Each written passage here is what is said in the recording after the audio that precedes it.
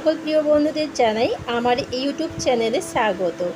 তো বন্ধুরা দেখো, এই যে গাঁদা গাছগুলো দেখছো কুঁড়ি এসে গেছে। এই গাঁদা গাছগুলো আমি বর্ষার গাঁদা লাগিয়েছি, কিন্তু অনেকটাই করে বড় হয়ে গেছে। আর এবারে ফুল ফুটছে, একটা কি দুটো এরকম করে ফুল ফুটছে।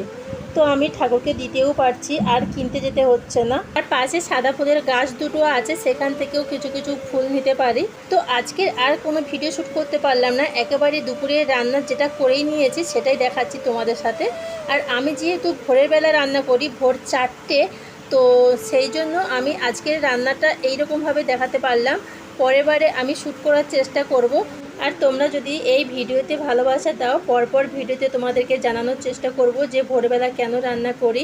আর এটা হচ্ছে বিকেল 5টার সময় আমি এই মটর ভিজিয়ে দিয়েছিলাম সকাল থেকেই।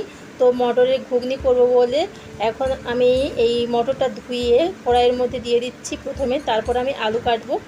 তো সন্ধ্যের সময় আমার অনেকটাই কাজ থাকে বেশি, কারণ ভোরবেলা রান্নার জোগাড় জান্তি করতে হয়। তো সেই জন্য আমি ভাবলাম যে এই রান্নাটা যদি আমি তাড়াতাড়ি করে নিই তো একটু সুবিধা হয়। তো সেই জন্য আমি এদিকে আলুও কেটে নিচ্ছি।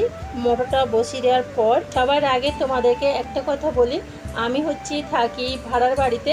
কারণ এই ভাড়ার বাড়িতে থাকি অনেক কারণ আছে, পরপর তোমাদের কাছে সব কিছুই বলবো।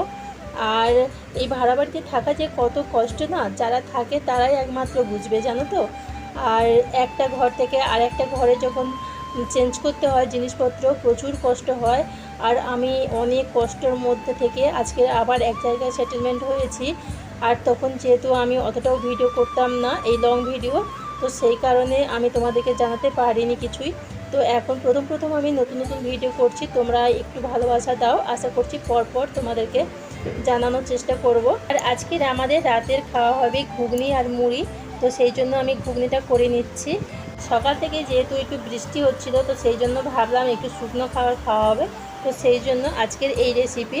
তো তোমাদের কাছে আজকের যদি এই ভিডিওটা ভালো লেগে থাকে অবশ্যই লাইক কমেন্ট করবে আর তোমাদের মতামত জানাবে।